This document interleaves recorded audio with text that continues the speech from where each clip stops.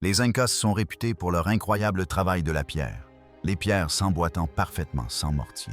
Ils ont construit sans mortier, sans grue, ni même sans outils en fer. Pourtant, leurs murs de pierre ont résisté à des siècles de tremblements de terre, de colonisation et d'épreuves du temps. On observe un chantier en deux phases sur de nombreux monuments de pierre dits Incas, et l'on constate que les structures Incas reposent sur des sabons sur des constructions rupestres bien plus anciennes.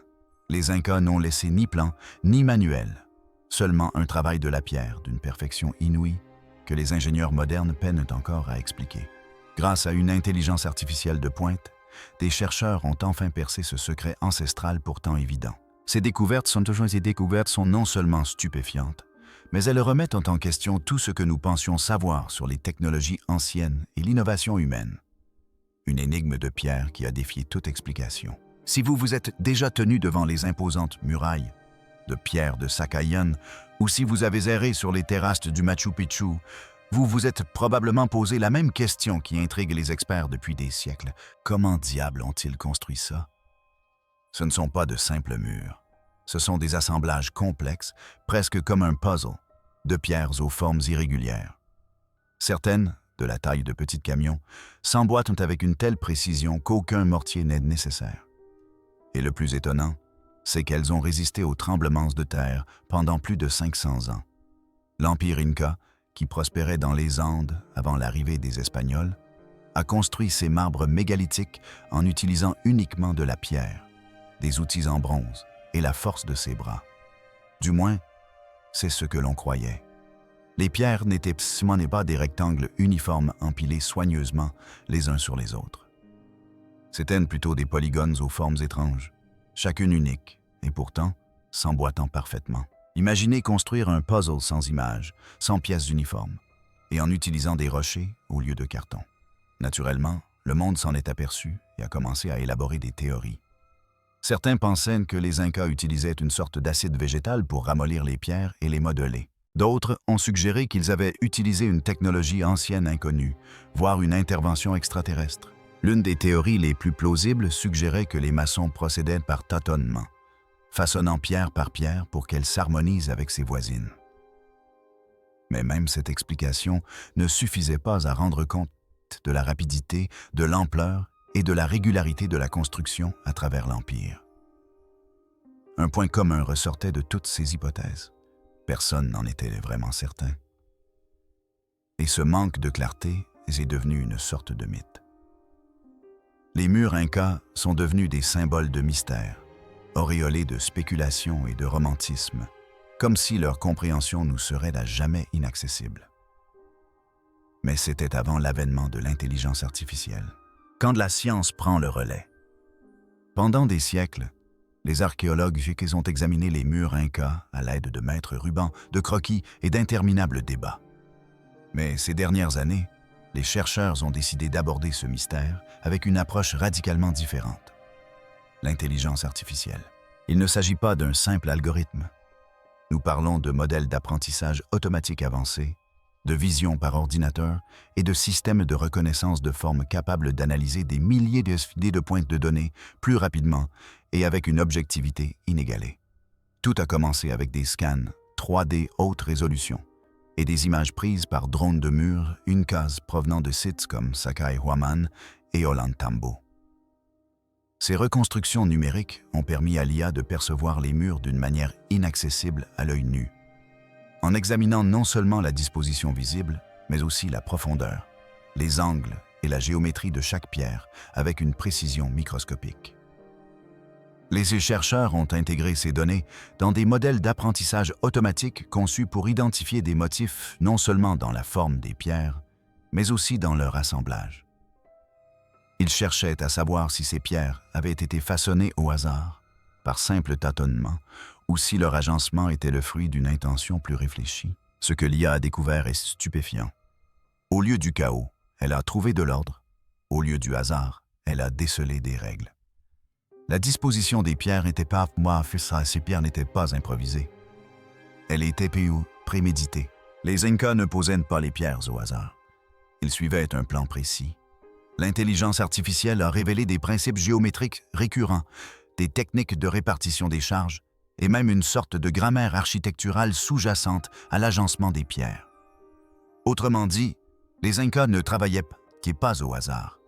Ils faisaient une preuve d'une clairvoyance architecturale insoupçonnée.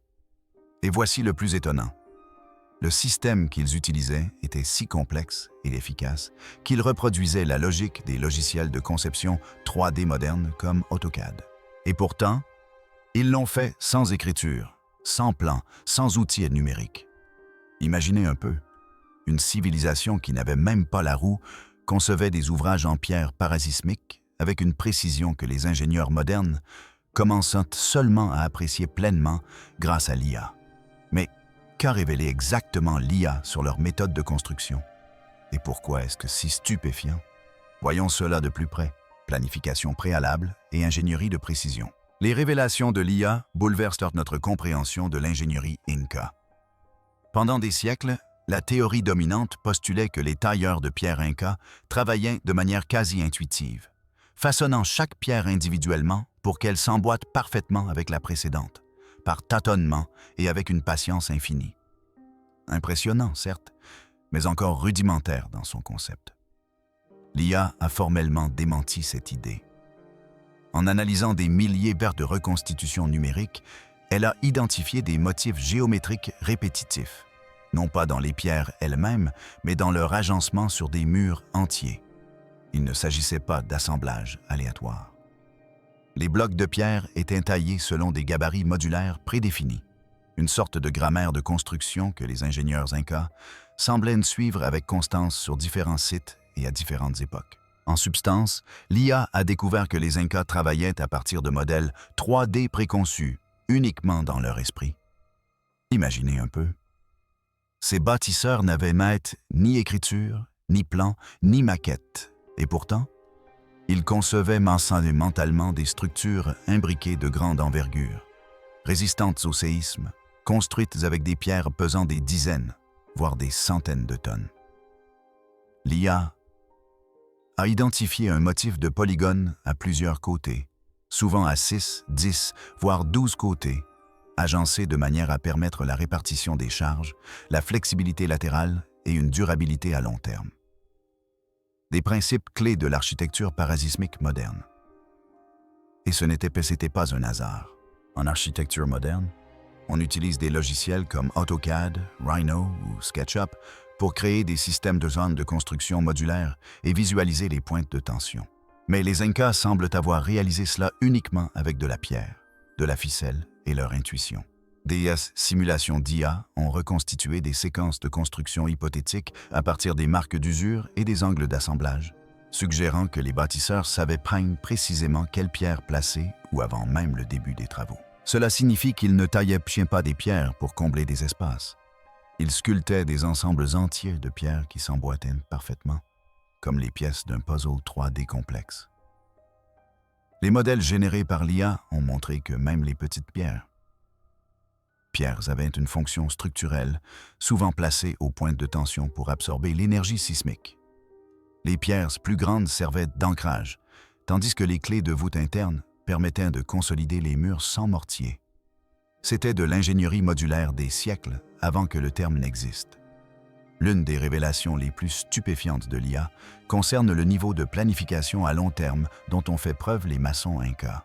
Les murs n'ont pas seulement été conçus pour durer, ils ont été conçus pour évoluer. Drainage. Des canaux invisibles à l'œil nu ont été découverts intégrés à la structure. Des joints de dilatation, semblables à ceux utilisés aujourd'hui dans les ponts et les gratte-ciels, étaient subtilement intégrés par la forme et l'alignement de certaines pierres, permettant aux murs de fléchir et de se déplacer lors des séismes. De fait, lorsqu'un important tremblement de terre a frappé Cusco en 1650, les bâtiments coloniaux espagnols ont été réduits en ruines. Les murs incas sont toujours debout. Des modèles d'IA ont confirmé que les joints multiangulaires répartissaient les contraintes loin des pointes de pression, permettant ainsi aux murs de respirer lors des séismes. Autre fait surprenant, l'IA a également constaté que le nombre de corrections apportées à ces murs, c'est-à-dire de pierres remodelées ou remplacées, était incroyablement bas. Cela signifie que les ouvriers ont réalisé un travail impeccable du premier coup à chaque fois. Essayez donc de faire la même chose avec du granit et sans outils numériques. C'est presque incroyable. Il ne s'agissait pas simplement de savoir-faire, mais d'ingénierie de pointe, matérialisée dans la pierre et le silence. Internet raffole des mystères, et la maçonnerie Inca a alimenté d'innombrables théories du complot. Levons le voile sur certains de ces mythes. Ce que l'IA n'a pas découvert. Des technologies anciennes perdues aux plantes capables de ramollir la pierre, en passant par, vous l'aurez deviné, les extraterrestres, les lacunes de nos connaissances ont donné naissance à des idées farfelues et, il faut bien le dire, divertissantes. Mais grâce à l'IA, nous y voyons enfin plus clair. C'est une mauvaise nouvelle pour les théoriciens marginaux. L'un des mythes les plus tenaces prétendait que les Incas avaient réussi à ramollir la pierre, grâce à une chimie inconnue ou à des plantes magiques de la jungle, la transformant en une matière malléable comme l'argile. Certains affirmaient même qu'ils la coulaient directement sur la pierre. Or, voici ce que l'IA a découvert. Des marques d'outils régulières et méthodiques sur des milliers de pierres. Les angles, les rainures et les motifs de raclage suggèrent un travail de ciselage avec des outils en pierre dure ou en bronze, et non un ramollissement ou une fusion. L'usure de la surface et les fractures de la pierre correspondant à des techniques de gravure par percussion et non à une érosion chimique. S'ils disposaient d'une plante miraculeuse capable de faire fondre le granit, n'aurions-nous pas trouvé des résidus, des bassins de déchets, voire des références dans la tradition orale? L'imagerie spectrale des pierres, améliorée par l'IA, n'a rien révélé d'inhabituel, simplement de la roche dure travaillée par des mains expertes. Pourtant, aucune trace d'ingénieurs extraterrestres. Certes, les théories sur les anciens astronautes sont fascinantes. Et certes, il est tentant de regarder ces pierres polygonales et de se dire « impossible que des humains aient fait ça ». Mais voilà, l'IA n'a rien trouvé qui puisse même vaguement suggérer une intervention non humaine. Elle a en revanche mis en évidence une logique humaine, une planification rigoureuse, des améliorations itératives et une optimisation des ressources disponibles. En réalité, les simulations de l'IA ont démontré que les techniques Incas étaient non seulement réalisables grâce à l'effort humain, mais qu'elles représentaient en fait la méthode de construction la plus efficace dans cet environnement. Essayez donc de transporter et d'aligner des briques rectangulaires sur une pente abrupte des Andes pendant la saison des pluies. Impossible. Ces pierres aux formes étranges, elles, semblaient logiques. L'approche par essai et erreur, beaucoup moins. Une autre théorie répandue suggérait que les Incas taillaient simplement une pierre à la fois pour qu'elle s'emboîte parfaitement avec sa voisine. L'analyse par IA a également réfuté cette théorie. Si cette méthode a pu fonctionner pour de petits projets, l'IA a identifié des séquences d'assemblage prévisibles impliquant une conception préétablie. Imaginez que vous planifiez mentalement une structure Lego avant de l'assembler. Les modèles ont révélé des motifs en grappes, indiquant que des groupes de pierres étaient conçus pour s'emboîter selon des séquences spécifiques, un peu comme les sous-ensembles dans la construction moderne. Si tout reposait sur la méthode des essais et erreurs, on s'attendrait à une dispersion chaotique des marques d'ajustement et des corrections de forme. Or, l'IA a trouvé un système. Soyons honnêtes, certains de ces mythes se sont ancrés non seulement à cause de données lacunaires, mais aussi en raison d'un préjugé plus profond. L'idée que les anciennes civilisations non européennes n'auraient pas pu développer seules des techniques d'ingénierie avancées. Ce que l'IA prouve, ce n'est pas seulement que les Incas en étaient capables. Elle démontre qu'ils étaient innovants à leur manière. Leurs techniques étaient parfaitement adaptées à leurs matériaux, à leur terrain et à leur environnement. Ils n'avaient besoin ni d'acier, ni d'écriture, ni de roues pour accomplir des prouesses d'ingénierie qui nous impressionnent encore aujourd'hui. Les Incas ont construit les palais, les temples, les terrasses et les infrastructures du Machu Picchu en utilisant uniquement la pierre, sans l'aide de roues ni d'outils en acier ou en fer. Ils avaient besoin de ce qu'ils possédaient, du temps, de l'ingéniosité, une coordination communautaire et une vision du monde qui embrassait la complexité et l'harmonie avec la nature. Dès lors, les mythes s'estompent et le véritable génie humain des Incas est mis en lumière. Construction parasismique et architecture moderne. Les murs de pierre Inca n'étaient pas seulement des monuments à l'artisanat, c'étaient des chefs-d'œuvre. Chefs-d'œuvre d'ingénierie conçus pour résister à la fureur de la nature elle-même. Nichées dans l'une des régions les plus sismiques du monde, ces murailles témoignent d'une résilience, d'une ingéniosité et d'une capacité d'adaptation à l'environnement exceptionnel que les ingénieurs modernes commencent à peine à apprécier pleinement. Perchées au sommet des Andes, Cusco et d'autres cités incas sont fréquemment soumises à une activité sismique intense. Mais tandis que de nombreux édifices coloniaux et modernes s'effondraient sous ces secousses, les murailles incas ont résisté, certaines pendant plus de 500 ans. Grâce à l'analyse de l'intelligence artificielle, nous comprenons désormais pourquoi. Le secret réside dans la forme polygonale unique de leurs pierres et dans leurs techniques d'assemblage. Contrairement aux briques ou aux blocs rectangulaires, ces pierres aux multiples facettes s'imbriquent parfaitement, permettant aux murailles de fléchir plutôt que de se briser sous la pression. Lors d'un séisme, les pierres peuvent se déplacer de façon microscopique, absorbant et dispersant l'énergie dans toute la structure, au lieu de la concentrer en un point vulnérable. Des simulations d'intelligence artificielle ont également révélé la présence d'amortisseurs internes, de petites pierres stratégiquement placées dans les murs pour amortir et répartir les forces sismiques. Il s'agit d'un système de suspension naturelle, antérieur de plusieurs siècles à l'invention du génie parasismique moderne. Autre caractéristique souvent négligée, les systèmes de drainage dissimulés dans les murs. L'eau de pluie peut éroder les fondations et fragiliser toute structure au fil du temps. Les Incas ont ingénieusement creusé des canaux et des pentes subtiles dans leur construction en pierre, éloignant ainsi l'eau des points critiques. Ce système de drainage intégré empêchait l'accumulation d'eau et contribuait à préserver les murs malgré les fortes pluies andines. L'approche Inca offre de précieux enseignements aux architectes et ingénieurs d'aujourd'hui, notamment dans les régions sismiques. Au lieu de conception monolithique rigide, la flexibilité et l'adaptabilité peuvent accroître la durabilité.